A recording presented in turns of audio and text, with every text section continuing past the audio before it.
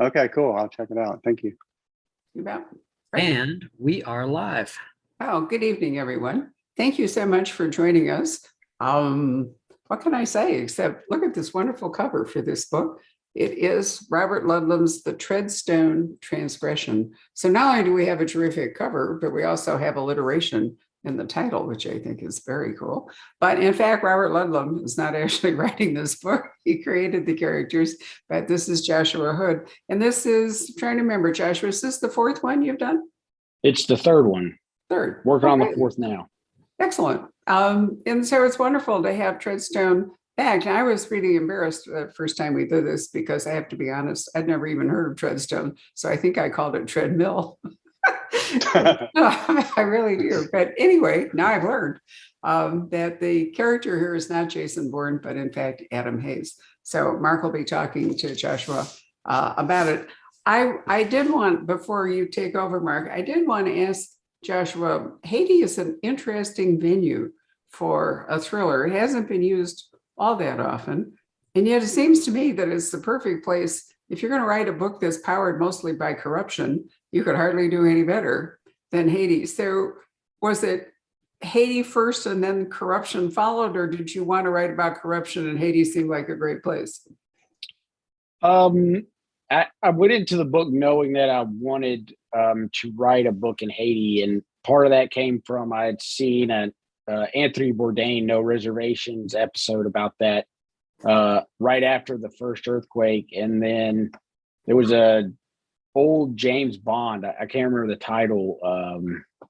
I can't remember which one it was, but I believe it was set in Haiti, and I was like, that'd be so cool to set a book in the middle of Carnival or Mardi Gras, and it just kind of perfectly dovetailed with, I was like, what would I do there? And so I started researching, and that's when the corruption thing kind of came on. And it seemed like one of the last places you could get away with doing some of the stuff that goes on in the book. And the more I researched, it's like, this stuff's happening right now. And so I was like, kind of almost started to write itself from that point. Well, thank you. I appreciate the answer. All right, Mark, over to you. Oh, great. Thanks, Barbara. And it's good to see you, Josh. How's it going? Going great. Good to see you. I think it's kind of funny. We're doing an event at Poison Pen in Scottsdale, Arizona, and I'm in Memphis, Tennessee, and you're in Collierville, Tennessee, like 15 minutes away, or maybe 20, probably 20 minutes away. And this is how we see each other. I saw you at an event, at a Brad Taylor event, That's what I was telling Amy. She's like, you guys don't hang out anymore. You just see each other at signings. Yeah, I haven't seen you as much as I used to. And then before that, it was last summer because my stepson was going to goalie camp, soccer goalie camp out in Collierville. So we got to hang out at coffee shops for that week when I was taking him out there every day. So it's cool to have you here. I'm really excited about this book. I'm going to ask you some leading questions that that I know the answer of too, because we're buddies. But I think it's kind of interesting anyhow. Let me kind of start with you. And you'd written, you wrote a series, a two-book series previous to Treadstone, and then you wrote some other stuff. So can you just talk a little bit about your writing career and then how you found yourself writing in the incredible Robert Ludlum legacy? Well, it's funny. I had this conversation with the reporter today, and your name came up. And so I started, after I got out of the military, I went to work for the Shelby County Sheriff's Department, made it on their SWAT team. And, writing was just something I kind of always wanted to do, kind of along the similar path of you. As I think we both were big readers. We were both interested in,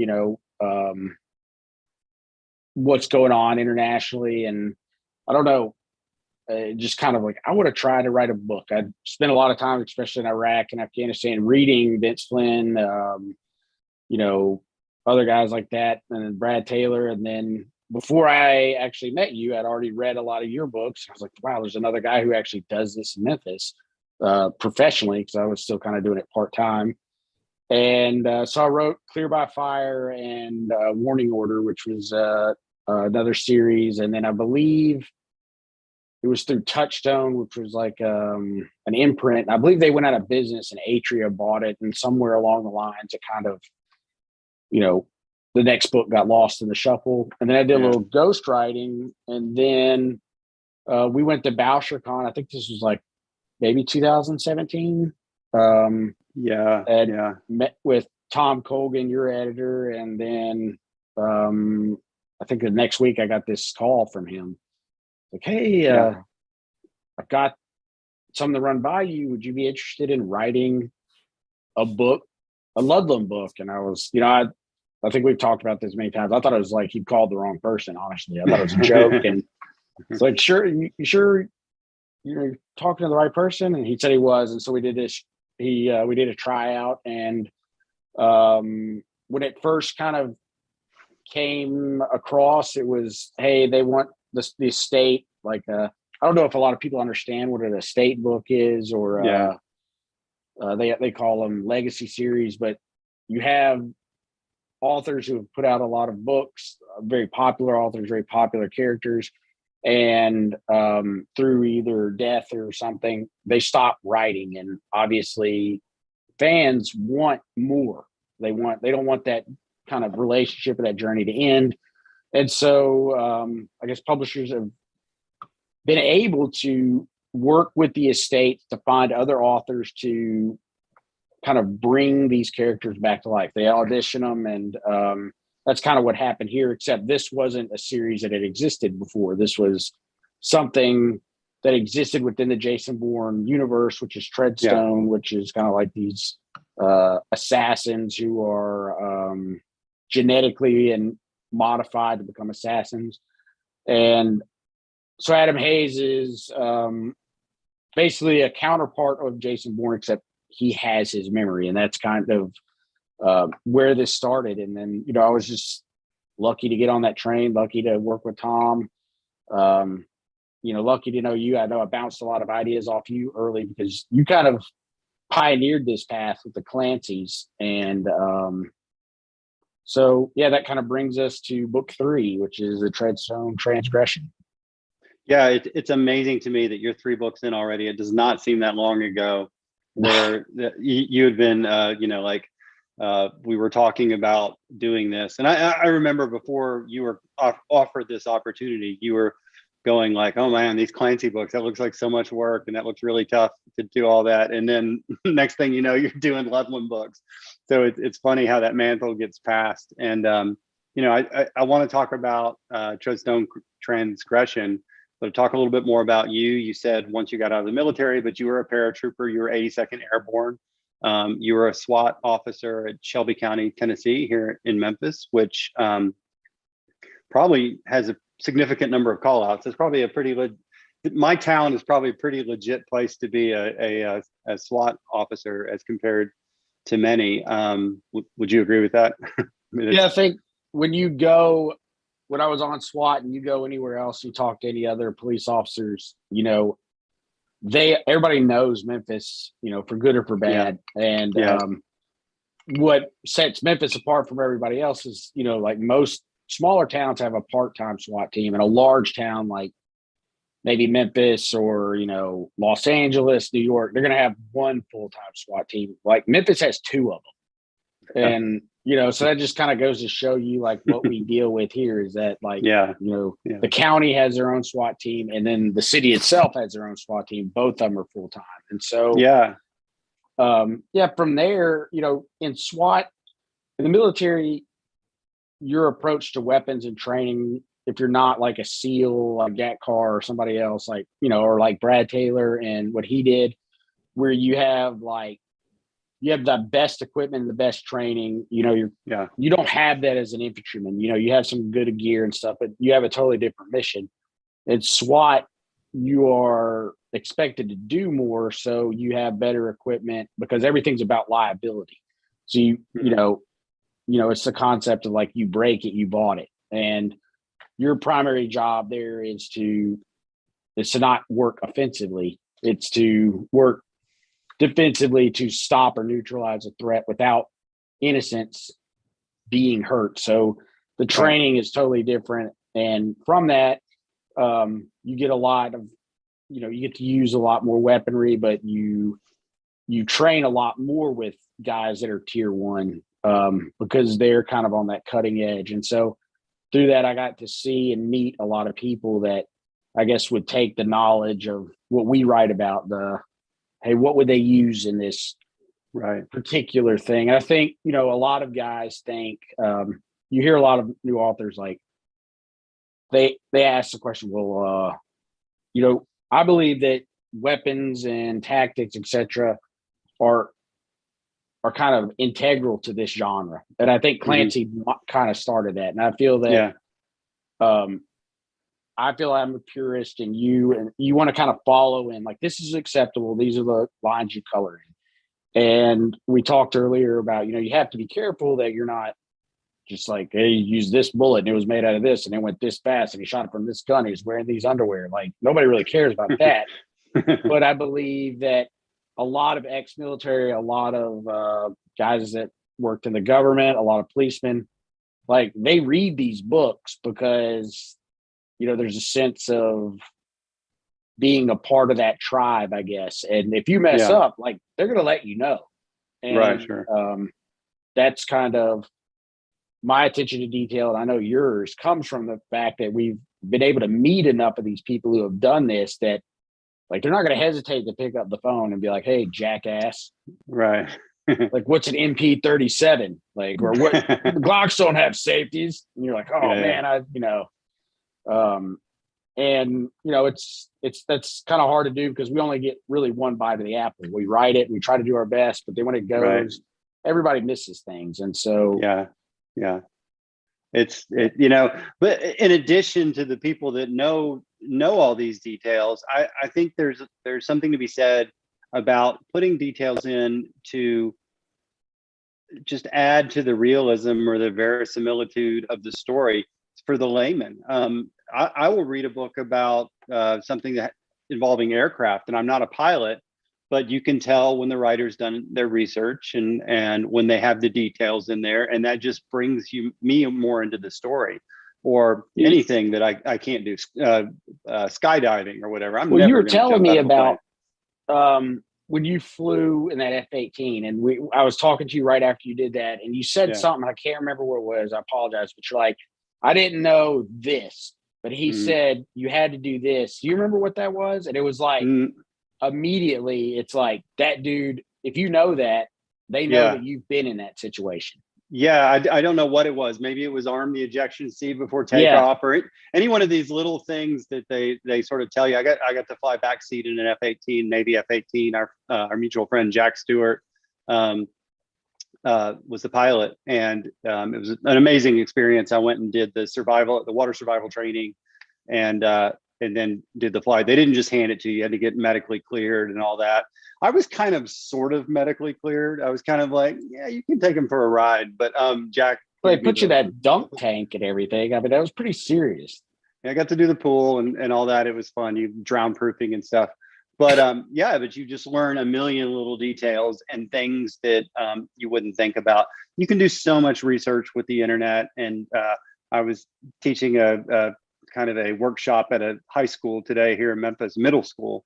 And I was explaining that you don't have to go to Beijing like I did to do research, but you can get a lot of stuff from the internet. But I mean, a lot of this research, that hands-on, you spending time in the 82nd and, you working as a SWAT officer is hugely valuable for that, especially in the genre in which we're writing.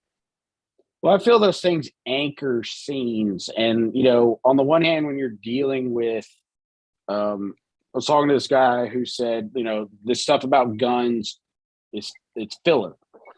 And I said, if it's done poorly, it is. But in my personal experience, when I'm saying to say the guy's shooting through a window with the sniper rifle, and if I'm going to tell you, hey, he's got like 168 grain bonded bullet, and I name the bullet and it's shooting this fast, the reason I'm saying that is because you can't just go get a rifle off the shelf and shoot through glass and it hit, where you want it to hit. Like as a sniper or whatever, like the ballistics, if you're using a copper jacket bullet, it going through the window, it's going to shear the jacket off the bullet. and then you're going to have the angle of deflection from the glass. And so people talk about like, oh, you're just, filling air, but it's not. Like, you're specifically saying when an author goes to detail, there's a reason. And it could be like, because you need to know why this worked or why it didn't work. Or, I wrote one book about a drink, like I think it might have been ouzo or something that they drink in like Cyprus.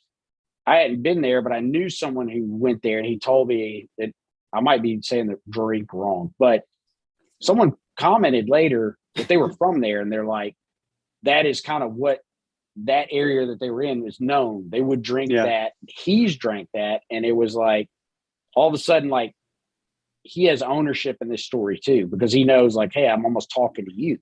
Right. Exactly. They believe you, and it gives the suspension of disbelief.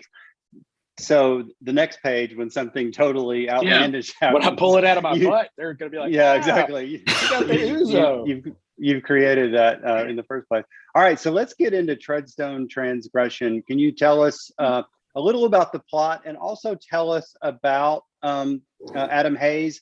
But don't go too much into family or anything like that. I have a whole series of questions about that aspect of the story. But you talk a little bit about the plot and who he is in the first 3 books here. So Adam Hayes is kind of an alumni of this Treadstone program, and we see him through these first 3 books after he's gotten out of Treadstone. And of course, in these types of books, you have to have him still doing something. And so he gets pulled into a plot that takes him to Haiti on what's supposed to be so easy of a mission. And he has a timeline where he's got to get back. And the only reason he's allowed to go is because, his wife, he promises his wife he'll be back on X day. And she's like, okay, you can go. And like many people, and myself included, he doesn't know that much about Haiti. He doesn't know how much it suffered from, while I was writing this book, they had a second earthquake, and then the president got assassinated. And so it was kind of, it made sense to me as I'm writing it, like how dangerous this place is, but how ever shifting it is, how, lawless it is. And I think that when you put a character in a position or a place where anything can happen, like it honestly can happen, and you're free to go anywhere. So he gets over there and realizes very soon that he's bit off way more than he can chew. But him having to complete that mission and get home almost go hand in hand. And so that's what he's trying to do is, he comes against these impossible odds. He needs to get home and try to work within the confines you've given me here. So I don't know if I'm hitting or missing. Yeah. Well, I think it's a terrific book, and it's a great setting and different. Barbara asked you about, setting it in the Caribbean or setting it in Haiti as being a unique place, and it definitely is. But yeah, I had completely forgot about the assassination of the president last year, and all the video out of that. It's from outside his house and everything is really an incredible story, and that must have been fascinating fodder for you, you're already committed to that. You've probably done it. I know I've done it. I'll be writing something, and the world sort of changes. As far as what I've got it. Yeah. And so you're kind of like chasing the truth, but it's probably fascinating when the inverse happens, and you're writing about an area and a subject, and new things come in that would actually feed into that. I mean, we thriller writers, we talk about things, and then we're like, well, not that it's good, it's bad that Russia's invaded Ukraine or whatever, but it's fascinating from that standpoint. It's the worst thing that's happened, in decades. But at the same time, it's also like, a moment to learn, which is not a bad thing. I think that's a good thing.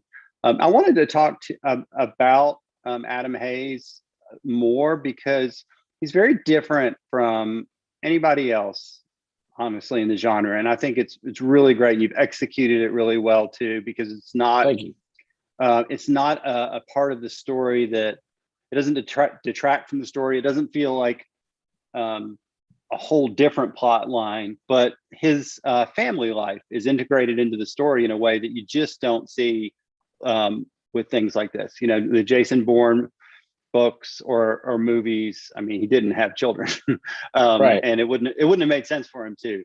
But you decided that you're writing in this world where other people write, and obviously Robert Ludlum had written for a long time, and you have a different spin on things. So can you tell me about, you know, I know you're a family man yourself, and did that play into it, or what are the components that made you wanted to say, okay, I'm going to take on writing these big geopolitical thrillers, and I'm going to put kids at home and wife and all that, and take it that way, because it seems tougher to do it that way. Well, I actually started writing this book around, my son was born in March of 2017, and you know, I knew as soon as he was born that I basically couldn't do SWAT anymore. So literally, while I was on, you know, FMLA or whatever, maternity leave, like I handed in my resignation, and just so happened to also have this Treadstone thing. And so, Yeah. you know, it was kind of like, dude, I really hope this works. And as I was thinking about it, like the easiest path would just be to go like the normal route. But what intrigued me right off the bat was thinking like Adam Hayes had been in Treadstone, and like I'm literally, I just stopped my job. And so I'm like taking my 401k out and rolling it into like an SI, like a IRA. And I'm like, I don't have insurance after this. And I'm like, what happens to a dude like when you leave Treadstone? Like, Yeah. I wouldn't think, you know, like a clandestine assassination program has like benefits, you know, what, Yeah. you can't put that on a resume. Yeah. Like, what do you do? Do you have any benefit? And then that thought was like, well, what if he had a kid? And what if the reason he had to leave Treadstone was because all this programming that they'd done on him, like it was affecting his home life to the point where his wife was said, you know, you have to change, or, you know, we're going to take your family away. And at the time of getting out of the military, I got out of the military and I'd gone right into SWAT. So I'd never really had a chance to deal with what I came later to know was PTSD. And like you know, you take these tests and they say, yeah, you might or might not have it, but turns out I did, but it didn't really come into the forefront until after I had time, I guess, to step back from, because in SWAT, you're still go. You're still amongst this small unit tactics, whatever. And then you're alone in a room typing, and you hadn't been alone in like, you know, that long, and all of a sudden, whatever. Yeah. And so these ideas just kind of started coming together, and I was like, I wonder if that would work. I wonder. Yeah. I mean, for me, it was interesting because we see these heroes are invincible, but for me, becoming a father, holding my child, and I know you as a father now, like all of a sudden, it's like someone's taking your armor away, because like these kids are your weakness, no matter what. Like you would protect them with your life. And, you know, for me, it was like, how would somebody who does what Adam Hayes or any of these characters do in every day, how would they react to having like a constant weakness, but also like wanting to be with their family, wanting to be, you know, a father. And so that's kind of where that came from. And yes, it has been a little more difficult because on this book, I knew I couldn't, for the first two books, we kind of see it in the periphery. You know, he's talking about his family, he's talking about the way he feels, or his wife's angry. And I thought that in this book, the audience deserved to see the family. To see them. Yeah. And that's what I really liked was the execution of that being an important element of the story, but it didn't feel like, and I'm not going to name names, but there was why wouldn't I name names? Do you remember that show, The Unit, from 20 years ago? A really good show, but it had a military component. It was about this Delta Force group, and it also had this family component, and it was about their lives back home. And as much as I liked that show, it always kind of bugged me. They would basically go to commercial, and then they would come back, and it would be like a rom-com or it would be, like you'd have this action scene and they'd be, like assassinating somebody. And in the next scene, it's the ladies at the PTA meeting and they don't like each other or whatever. And I didn't feel like it was like a nice integration of that, because I want to see Delta Force guys and what it's like on the home life or whatever. But it was just literally like, it's like, let's flip the switch and let's do this for this demographic and let's go back to this demographic. But in your book, it's very integrated into the story and in a good way. And I'm glad you do that. And I know about you personally, so that leads directly into the next question. So talk about, you have 2 kids now, right? A son and a daughter. And so talk about being a writer, just a little bit. I remember when the first few years I was writing, and sadly I write the same amount now, but back then all I did was write, and I wasn't even married, didn't even have a dog. And it felt like it took all of my time to get stuff out. And then things get added on and added on and added on, and you still keep writing the same amount just as you grow up. But you, from the beginning, well, not from the beginning, but at least during the Treadstone years, you've had at least 1 child and 2 children. So what is that like? And maybe even go into like what a day is like for you. Well, I mean, I don't know if I'm alone here, but I've always felt that like writing is a very selfish profession, because like, you sit by yourself. And for me, at least, like, I mean, it sounds kind of terrible, but you sit by yourself, like talking to people you've made up in your head. Yeah. And then for me, at least, it's like, it's not really a 9 to 5, because like you get to know these characters in a way where it's like, they don't turn off. Like you could be sitting there watching TV and all of a sudden that thing that's been marinating clicks. You're like, oh crap. Like, let me go write this down. And, right. And so when I was single, or when it was just my wife and I, you have that time to be selfish. And then, as you know, like becoming a parent, you're not allowed to be selfish. It's no longer really about you. So everything is, all your plans are conditional. Like it's just chaos. It's like there's not even organized chaos. It's just pure chaos. And so I used to be able to wake up early at like, get a nice night's sleep, wake up early, refreshed, and then, silent, just sit there and my boxers, drink some coffee, go to work about 5:30, and the house was quiet and clean.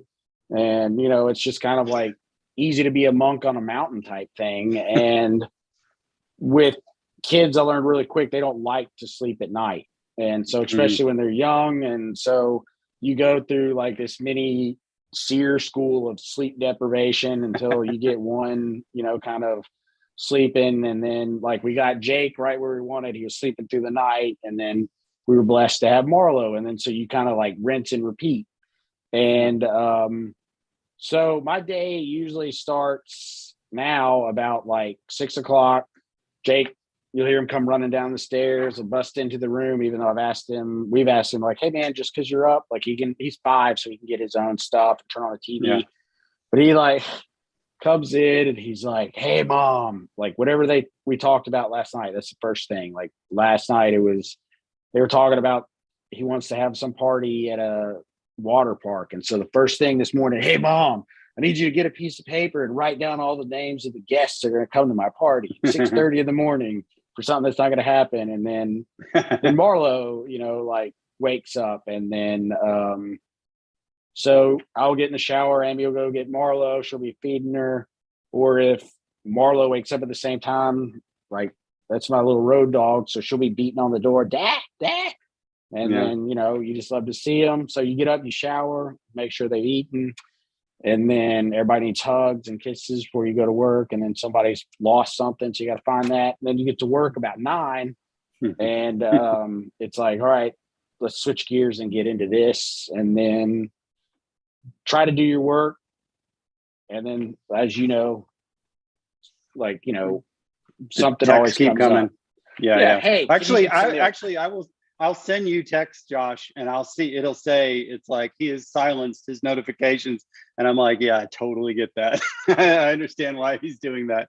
I'm sure there's an emergency way to reach you, but that's well, not yeah, it. it's like somehow on the phone, like even like you're on my favorites and like Amy, like so I'll still get your text, but it's like for a while starting out, it's like, are you really working or are you just sitting up there? I need to go get something. And then after a while, she just, we have like the 2 text rule. It's like if she texts twice, she actually needs something. She's like, I'm sorry, but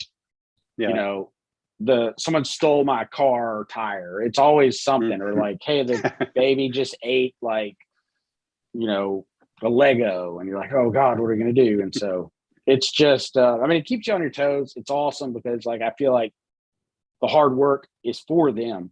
Right. But it, I once said to you, I think, I know it was to you, I was like, one day, like I said something, I was making a joke about a real job. And you said, well, writing this many words a year feels like a real job to me. And I was like, yeah, it is. Yeah.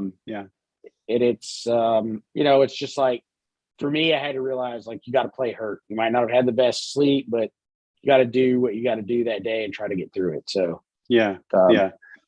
And you're 3 books in, and it probably is already tougher for you than it was the first book in, because you don't want to step on toes, but you have the additional burden, I guess you would say, of there are other people writing within the Ludlum universe. So I remember when I was writing Tom Clancy books, Mike Madden was also doing Clancy books, or Grant Blackwood, or Don Bentley and Mark Cameron, who do them now, came after me. But there was always, I would have a conversation with Grant about how his book ended. Some of the same characters dovetailed between both of them. I think you're kind of using a different cast of characters than the other people are. But do you guys see this as one world to the extent that you feel like you need to kind of coordinate with one another, or is it pretty freewheeling? It's a little bit of both. My like at the very beginning, it was like, hey, let's make sure all our lines of fire are clear, because you don't want to say, hey, they're in this building, they have the office in Washington, and then the next book where he's using Treadstone for Born, and it's like, oh, that was like the Flamingo Pink building in Miami, and you're like, no, dude. And so you try to get those things like, hey, I'm going to say this, I'm going to do this, like I might kill this dude, is that okay? Are you going to use them? You're like, no, that's fine. But pretty much they all kind of like, Brian's doing his thing, and then I'm doing mine, and now Simon Gervais is writing another one. And one thing that I would kind of think's cool is like, I've always wanted to have Adam Hayes and Jason Bourne like cross in a bar, or something like that. And then there are still characters left over from the movie that were just kind of like left hanging, and I don't know if we're allowed to really do that. But well, our editor Tom Colgan is watching, so he'll let you know. Well, and actually, I'm a big fan of Brian. I've done a lot of work with Brian. Brian would probably love to do something like that. Brian is a genius. Like he's amazing. He is the only person besides Mark that I know writes 2 books, during the year. And or 3 actually. Yeah. Actually, he's written 2 at the same time, and like the guy doesn't have kids though. So that's you're taking advantage of that. Come on, Mark is a crutch, and I'm going to crutch all the way to the hospital. Oh well, Mark can tell you as a new dad, but with older kids, the teenagers can be just as exhausting in a different way. I don't think anyone's going to feel sorry for me that I did that, because I have 3 stepchildren, and there wasn't the sleep deprivation or anything like that. It's more like, guess what? I scratched my new car, that sort of thing. That side of it's still existential crises, but not as much. It is. So from a reader standpoint, could I say that one of the things I thought you did really well in this book, you're talking about his personal life and then his life with Treadstone. I thought you did a really interesting job with New Mexico. that one of the ways he wants to take care of his family is he buys this rundown, ranch in New Mexico, and that's where his wife and the kid is, and it makes a nice transition because he's in Haiti, and then he's in New Mexico, and without making it super obvious, you do manage that way to keep things in the different locations. I thought that worked extremely well. And then at the end, which we can't discuss, it all comes together again. But I like the New Mexico scenes a lot. Well, I felt that, I wanted to originally start it in Tennessee and then where he lived, but it just wasn't, I felt like New Mexico was more of a place for him. It's more of a rugged place. It's more open where I could see a person like that go in there and having all this space and needing all this space. And then from the beginning, this thing he's always had this thing for fixing and rehabbing old things. It was, a house in the first book, a plane in the second, and it's this ranch. And it kind of appealed to me that he has spent so much of his time destroying things that all he really wants to do is rehab or repair things. But, his old life keeps pulling him away. And for me, with these characters, especially Adam Hayes, it's the psychology of this person. Like, why would they do this? Why don't they just say no? And it's kind of a hindrance to me sometimes, but I have a hard time writing just saying, hey, character, you're going here, because logically for me, and I think a lot of readers are like, why would he do that? That's stupid. And even though it's easier for the plot, for me, I'll sit there and take the time, like, okay, well, it has to be believable. It can't just like abracadabra, you're here.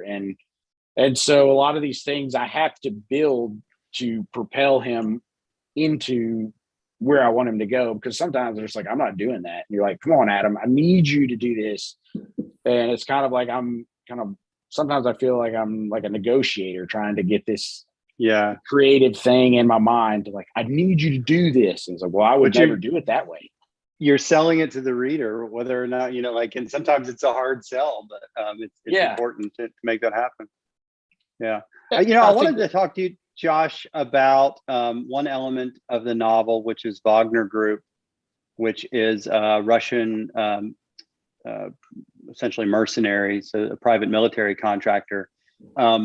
They are in the news right now every day. If you're looking at the news, they've been in the news for a few years. If you look at what happened in Syria, maybe just getting back to the book a little bit, talk about what Wagner Group is and how you use them in the story, and also maybe recent geopolitical events, how they're out there.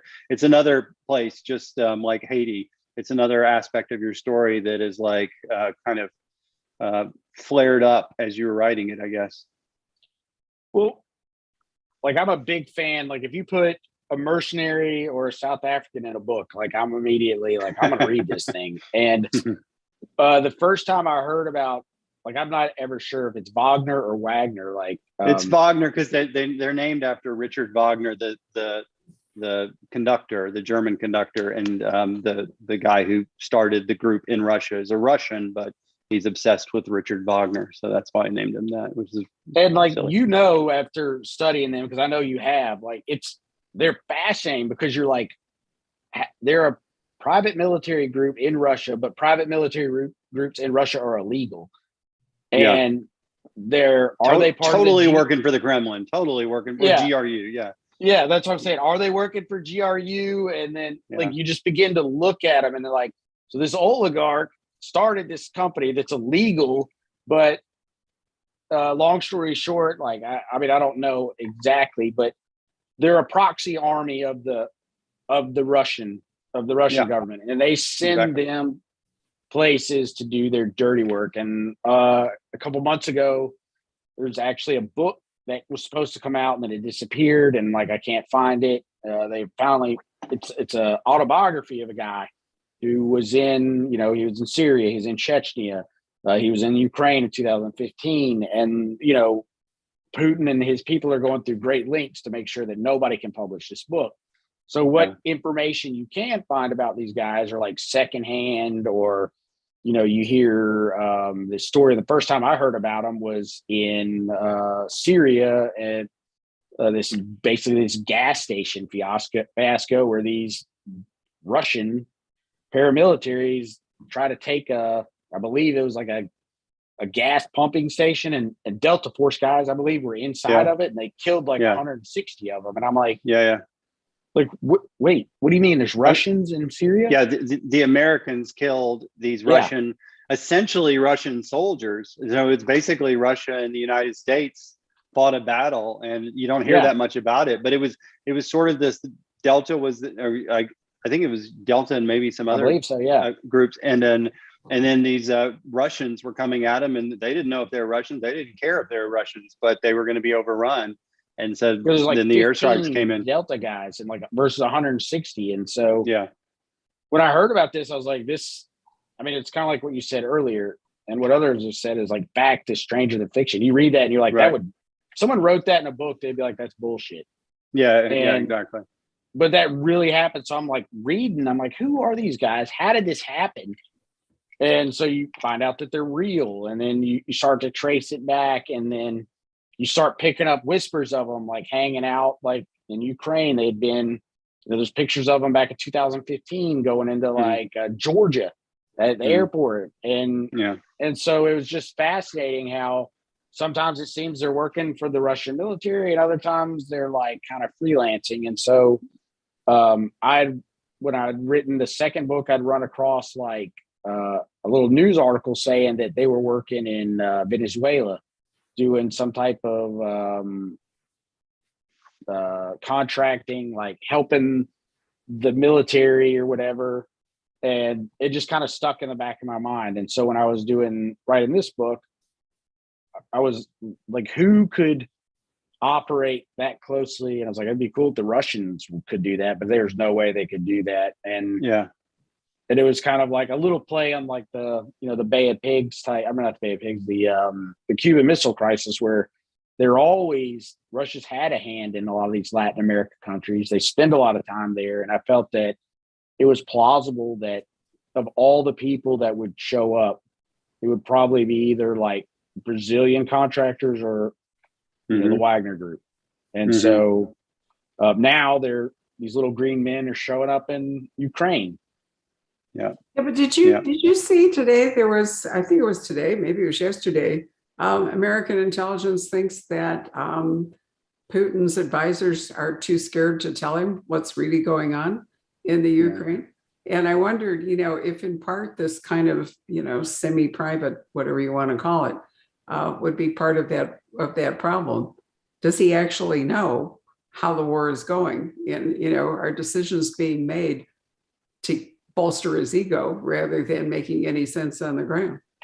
I mean, I thought that was a really interesting angle to be looking at this that hadn't previously. Mark, you know way more about the Russian sphere. Like I've seen similar things happen with Saddam in Iraq, I think. I mean, what are your thoughts? I mean, in a general sense, I mean, would you want to be the guy to tell him that you put 140,000 people into Ukraine and you haven't managed to take Kiev is 30 miles from the Belarusian border or something like that. It's not that far at all. And they haven't been able to even encircle Kiev. So things are going very, very poorly for them. And they've sort of like come out and announced that they're going to redistribute forces, which is, sort of retreat from areas where it's tough and press harder in areas where they're having some success.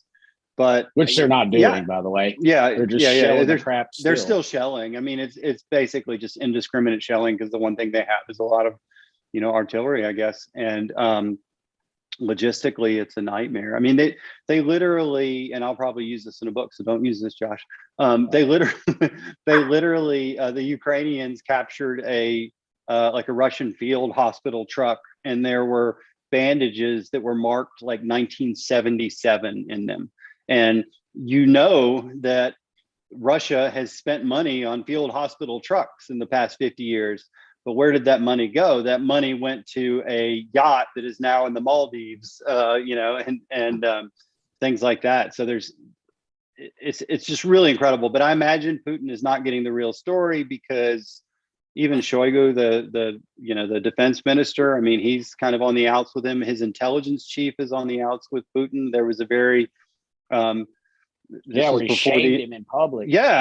Publicly before the invasion. It looked like I guess it's been 15 years or so now, but Putin had this meeting with all the big oligarchs in his nation, and he just like shamed them and made them sign a little pact, and he threw some of them in prison, and it was really almost like awkward to watch. And the same thing happened with his own intelligence chief on the eve of an invasion of a nation with 40 million people. So it's kind of a disaster. But the Wagner stuff is a good disaster. Very, very fast.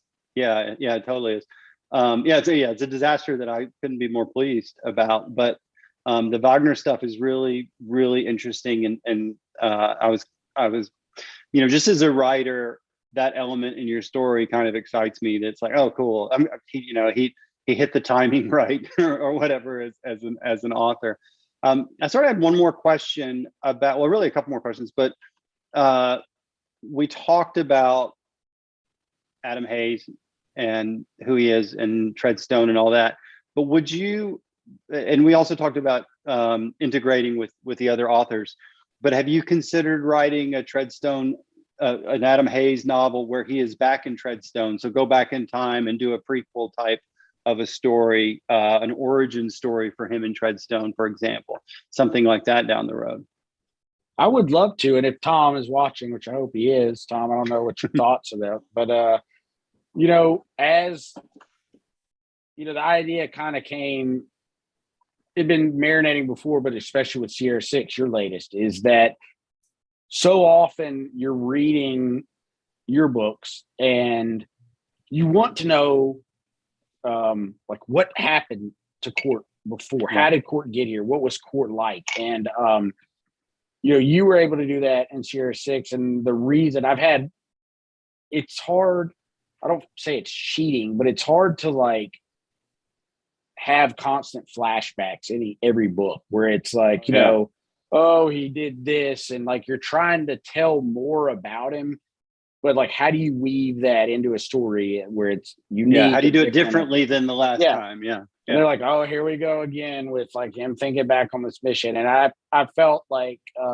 after reading, Sierra 6, it's like, I would love to tell a story, to write a book of him where the reader gets to see who he was.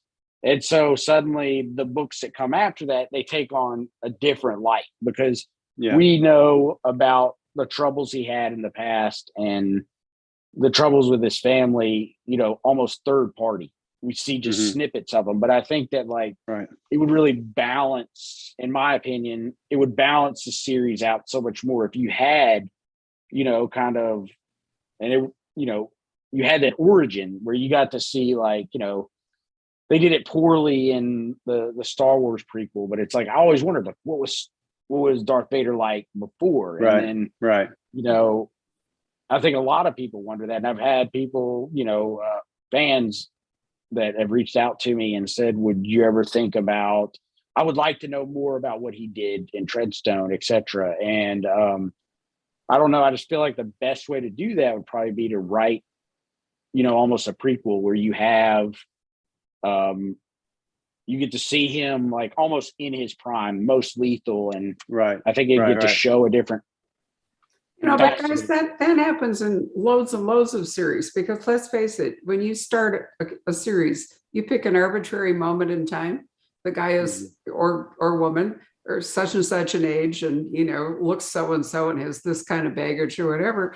My experience is that almost every writer who writes a long-running series at some point wants to write a prequel, because, you learned about your character going forward and you kept giving them stuff. And then you want to go back and, and flesh all that out. Connolly did it with his fourth book with Harry Bosch. And I see it constantly. I think it'd be a great idea because we don't know that much about Adam Hayes. So Tom, Well, I've always felt that I always feel that I get the best ideas for my books after I've turned them in and they're like getting ready to be published. I'm like, oh, why did I do that? And like, I feel that you collect enough of those ideas after you write a book, more books, that you kind of be like, man, if I could go back, which you really can't do unless you're allowed to write. And, I've written not as many as you, but like I've had so much fun with this book. Like I would love to write Treadstone like forever. Obviously, probably someone's gonna get tired of me doing that and be like, hey, we want somebody else. But like I feel that maybe I wouldn't say earned it, but like having been at the beginning, like I would like to be the one who lays that stone before someone else does. Yeah. If that makes any I know sense. that feeling. I know that feeling exactly. And I hope you do it. I think that would be cool because then you would have, him working within a different system and all that. And I think that would be interesting. So really my last question is the question that all these things end with is like, what are you working on now? What's next? What do you see down the road? I'm working on the 4th Treadstone right now, and I'm also working on a series that I'm doing with Blackstone. It's called Retrieval. It's about a kind of a high level insurance kind of company that rich and powerful people are able to get insurance where if they get in trouble anywhere in the world, a team will come and rescue them no matter where they are. And it's based on an idea of a company called Sovereign Deed. And that I read about that company about 10 years ago or so, and it went under, but it fascinated me to have, this, hey, you have a policy and no matter what happens, I could be in the middle of Kiev and I just kind of pull out my cell phone and be like, hey, I need a ride, like hurry. And as technology has progressed, like you start to see these things happening. Like you can now get, like, if you're going to go camping or hiking somewhere, you can get a medevac insurance policy. Well, they'll come medevac you out if you get hurt or, and is so, it 1-800-AIR-EVAC? It's a company that you dial 1-800-AIR-EVAC, and if you've got a contract with them or whatever, they just plop down where you are and they pick you up and they evacuate out of there. there's a guy here. I should test that sometime and see if that. I don't have a policy with them, but well, there was a guy I was thinking about you when you're in St. Lucia. There's a guy that lives in Carterville, and it was like a year or two ago in the middle of COVID. He actually had gotten COVID, but he had some complications. They put him in the hospital and he was doing really bad in St. Lucia. And it was because he had done a bodybuilding show beforehand. So he's totally dehydrated, like he hadn't eaten much. And then they won't let, it was like at the height of COVID, they wouldn't let him leave. And he needed hospital, like, he needed to go to the States to get. And so his wife actually Googled like, something along and found somebody, and they're like, yeah, for X amount of dollars, we'll fly down there right now and pick you up and fly you to whatever hospital you want to. And I mean, it was a sizable chunk of money, but she did it and it saved his life. But, I was like, wow. I mean, it's like, that'd be just like a kind of that's just crazy that technology exists now. Yeah. And that's a cool plot device to build something out of. Well, thanks a lot, Josh. I failed in my introduction to mention a crucial fact, which is that Joshua actually has our books in his very house, which he has autographed and which he is, we're going to pick them up tomorrow. So you'll be able to buy an autographed copy of the Treadstone Transgression, which is so cool because he's kindly signed the first books for us too. So you've got a collection going. And before we bring Patrick up, Mark, talk to me about July 6th, because you're going to come back and see us, not with, in fact, a Gray Man book, but with something different. What's that going to be? Yes, I write things other than Gray Man books. And invariably when they come out, people send me emails and say, you tricked me. This is not about the Gray Man. And I'm like, I don't know what else I could do for you other than come to your house and tell you that in the face. But because Red at no point, metal. Yeah, exactly. Where's Court? I did a big military thriller a few years ago with a big tank on the front, and everybody's like, "Where's the Gray Man?" Not everybody. I mean, people love the book, so, but it is funny. Book. Thank you. Armored is the name of the book that comes out July the 5th, and I'll be at Poison Pen July 6th, and I can't wait. It's a thriller about a private military contractor, a young guy whose name is coincidentally Josh. If you think I wrote it about Josh and you want to think that, go ahead and think it. But Not that his cool. his name's Josh Duffy. I actually started this in 2011 as a screenplay that got really bloated because I write 700-page books, so it's hard to write a 120-page screenplay. And then it ended up being an audio play and now a novel. The rights, the film rights, have sold to Sony, to Michael Bay and Erwin Stoff, who are producing it. But it comes out July 5th, and it's about a young guy named Josh Duffy, who's a family man and a private military contractor who is injured, and he has to take a job with the notoriously worst private military contracting company in the world down in the Badlands of Mexico. And he's on a motorcade with nothing but danger inside the motorcade and outside the motorcade. So it's a kind of a crazy action story, and I hope people will look out for that in July.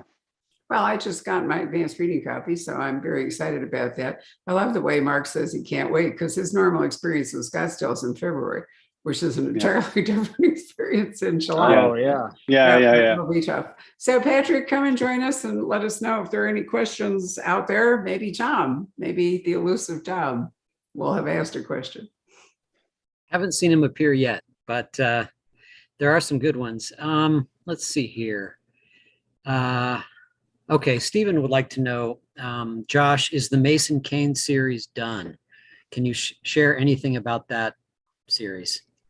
I think that's what we were talking about at the very beginning, the Clear by Fire and Warning Order.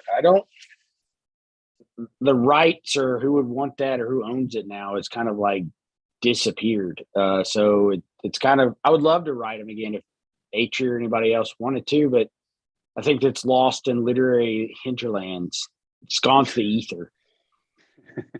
I love that image. That's really great. The literary hinterlands. Hinterland. I don't know where What we need are wolves. We need wolves to go and find them. Yeah. Love it. Let's see. There's a question about what lessons or influences, if any, would you say you have taken from Robert Ludlum's himself? I'm assuming that means his work during the writing of the Hayes books. Try to use. He was big on place, I felt, and big on conspiracies, and so I tried to, where it's easier to write a more narrow, I guess, plot or field of view, I tried to make sure I continuously expand it, because I thought he was so good at involving government and shadowy organizations in the peripheral that would always kind of close in on Jason Bourne and his books. That's kind of related to this other question, which is what would you say is the secret to creating a compelling fictional conspiracy? Is it the size and the scale, or is it the motivations of the masterminds behind it? Wow, that's a good question. Yeah. Usually I don't know. For me, I don't know. For me, it's personally motivation, because if you can find a good motive, it's like a universal adapter. You can just kind of plug it into anything. So I've kind of fallen somehow. I tried to get away from the terrorist stuff, and somehow I've fallen into kind of like this financial, because I believe, like, no matter what happens, people want money and power, and it works anywhere. And so these 3 books have kind of evolved around almost like super terrible white collar crime. It's like white collar crime on steroids. And so they always say follow the money, right? Yeah. Yeah. Exactly. And I think that's kind of like, yeah. What do you think, Mark? I agree. It's totally the motivation. I mean, there's 3 things that you have to figure out when you're thinking about your antagonist in the story, or, like the plot, the driving thing. It's the what, the how, and the why. And the most important of those is the why. Because if you have the why is your villain doing what they're doing, or why is this conspiracy? Like what are the aims? Then you can go into the what of like, they're trying to steal gold from Fort Knox or whatever, and the how is like they're trying to do it with a laser beam. I don't know how you would do that, but just examples. But like the why is so important. So more important than the scale of like some big conspiratorial cabal or whatever. It's like so much more important for me as a writer to have the why. Like what is it that they're after? Why are they doing what they're doing? And then once you have that, you can build from there eventually. I'm going to put in a plug for one of your fellow authors in your publishing house, Mr. Sanford, who has all of a sudden reinvented himself in a way in his new book with Lucas Davenport's daughter, Letty. But the antagonist is not really a villain. The antagonist really personifies the grievances that we have seen behind, let's say, the truckers' convoy. And so the why of it is the whole of it, really. Yeah. And it's not a power grab. It's not money and all. And I felt as though, John's won a Pulitzer Prize as a reporter, so he can actually do this kind of thing well. But it really opened a window onto some behavior that we've all seen over the last couple of years that I never really gotten a handle on. And this book does that. So I'm with you. I think it's the why of it that is the most important thing. If you can make a sympathetic antagonist, like if you can, obviously you're turning, everything way up, but if you can get a reader to sit there and be like, yeah, what would I do in that situation? I think that, that's just another feather in your cap. It just kind of another thing that draws them close is if it's personal. I try to find motives that are personal and money, death, things like that, versus like some big I want to take over the world. But if you give them a personal motive that you felt something along that line, I think that's a good thing for a bad person. More than ideological necessarily is more of the human, the basic human desires and fears, and that's what works well for me. Let's see. There are a couple of other interesting questions, kind of going back to what's going on now in Ukraine. And Mark says, "I've always said for years the Russians could do a lot of damage in a short period of time because their soldiers are conscripts and their equipment is junk. They can't sustain a war." What do you guys think about that? Well, I think he's right. It's pretty obviously right. There's we hope he's right. But even though their equipment is junk, there is a lot of it, and it's still a desperate situation. A couple of days into this war, I was like, well, Ukraine has done better than people think, but at the same time, I remember in the Iraq War, 4 or 5 days into it, there were Josh, you probably remember this, there were the dust storms, and everybody was kind of like positioning, like sort of like hunkering down for a bit. And I just remember BBC saying like, well, the Americans are losing the Iraq war, and it's like, it just didn't look good for a minute, So I don't know. Russia has a much larger military. They have a lot of equipment, but a lot of their equipment has shown to be pretty ineffective, and their logistics. Well, don't you think morale has a lot to do with it? This is a war. What are they fighting for, if you really think about it? Yeah, they were catching these soldiers that said they didn't even know they were in war. That they, who knows if that's true, but they were saying that they thought that they were just on exercises in Belarus. And they were sent over the border and told to open fire. So I think it's a mess. What do you think, Josh?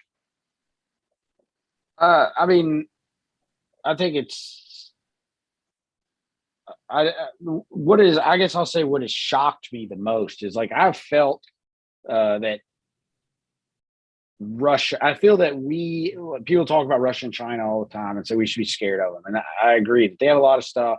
They have a lot of material, but what we have is 20 years of experience doing this. And so you look at what the Russian military seems incapable of doing. And that's what it fascinates me on a military level, because like they have one of the largest air forces in the world, but where is it? You know, they're using World War II tactics in the 21st century. You know, and if you look at what happened in Syria, you can see that, you know, being able to supply your soldiers, being able, you know, Napoleon said, you know, the morale, you know, they march on their stomach. And it's all about food, and it's all about gas, and it's all about these things. These are hard lessons that we've learned in Iraq and Afghanistan. And then you look at what happened in Syria, where they don't appear to have the sophistication to combine the air assets with the ground assets with the tanks. They don't seem to have the sophistication to keep their Air Force. I believe, and some people have said they're way smarter than me, the reason that they're not using the Air Force is because they're afraid that their own people will shoot their planes down, because they can't deconflict between the people on the ground with surface air missiles and the aircraft flying into bomb stuff. And so when you look at how sophisticated they were supposed to be, and then you see what has happened, like I don't understand.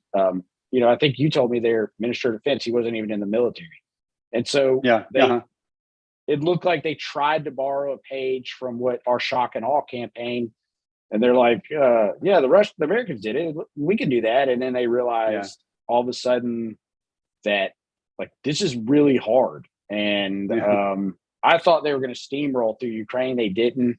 My heart goes out to the Ukrainian people. Obviously, I don't mean to be talking flippantly about this or joking, but I think that the biggest thing is Putin stays in power because of his ability to project power. And I'm curious about what happens now. Mm-hmm. Yeah. How he sells that fear that he's given to Europe all these years, when people aren't going to be as afraid anymore. He still has nuclear weapons, so I guess he can still do that. Yeah. Mark also the only one with nuclear weapons, however. So, you know, that's true. We come all the way back to the Cuban Missile thing. Patrick, anything else? There was, Mark makes a comment. He says, did you see where Russian tankers are turning off their transponders? He says that Russia is trying to evade sanctions. I hadn't heard that. Well, there's an interesting thing that came out 2 days ago. I can't remember if it was the Guardian or the Times, but they did. They spent like the last month collecting unencrypted radio chatter between the Russian troops on the ground. And so you can actually listen to them talking, like, where's this? Where's the air support? And then I think it was last week, a Russian commander shot like one of his captains in front of the troops for being a coward. And then the troops ran over him. And so now they're fragging officers. So it just seems like it's just a terrible, terrible mess. And I don't understand. For me personally, he said they were looking to pull out and be peaceful, and then he's shelling people, and you're just like, I think this guy is pure evil, and there's really only one way to deal with it. And it's just terrible that, you know, the Ukrainian people are having to bear the brunt of this, like, psychopath. Yeah, I agree totally. Patrick, is there anything else? No, just a lot of people weighing in saying, you know, both you guys are amazing. Keep up the great work. No, thank you. Thanks for that's very true. Yeah, they definitely are. So here we are, the Treadstone Transgression with Mark. We are looking forward to July 6th and a Not Gray Man book. Just remember that when we get there, because I don't want to have anybody write and demand their money back. Here is the Gray Man. We still have a few copies left of Sierra 6, and I think it's a brilliant example of a series character where we get to go back in time and learn a lot about him. So while there's a lot of action in Sierra 6, there's also a lot of character development and revelation, which I thought made it completely fascinating. So thank you guys. It's really been a pleasure. I love the fact that we have the air conditioning running and Mark's in front of a fire. So yeah, but I've been cooking for the last 30 minutes. It's gotten really warm in here. Okay. I just have no ability to turn it off. You're just like, oh God. I was just going to say there was a certain disconnect here, but you know, that's one of the fun things about Zoom is we can be here from all over the world. And And in fact, the audiences are from all over the world increasingly. So that's been that's a plus that we have acquired during this time. Anyway, good night, guys. Thank you so much. Thank you all Thanks for a lot. watching our program. We much appreciate it. Thanks And for do having support me. the authors by buying their books wherever you happen to wish to shop. Thank you.